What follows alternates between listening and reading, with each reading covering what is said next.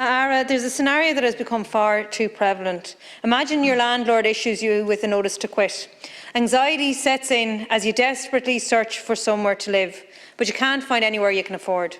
Your housing assistance payment isn't sufficient to cover any of the rents you see available.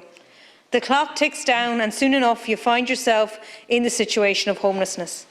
You present as homeless to your local authority, a devastating prospect for any family, and sometimes I think we need to really think about about that reality and how it feels for any individual or family.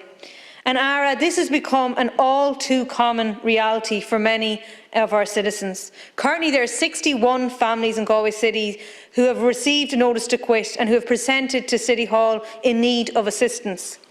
These are families who are now facing incredible fear and anxiety over Christmas, with huge uncertainty of what will face them in the new year. And this bill would give them much relief. These 61 families are in addition to those who are currently in homeless accommodation, with 27 families in homeless hubs and 53 families in private emergency accommodation. That is a total of 80 families facing into Christmas without a place to call home.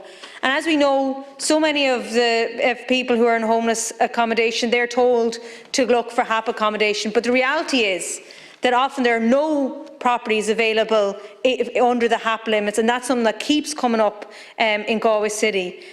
And this is a precarious housing situation that this government and its forebears have created.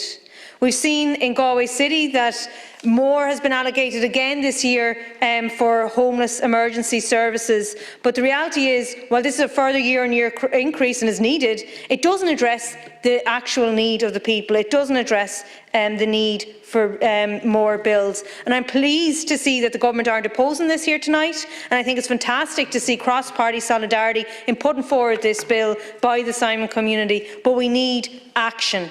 We can't have a situation where each Christmas homelessness is discussed in this chamber and people say how terrible it is, but very little is done about it, and the following year it is discussed again. So I hope that this bill is the start of something, of a new collaboration between government and the opposition to tackle homelessness.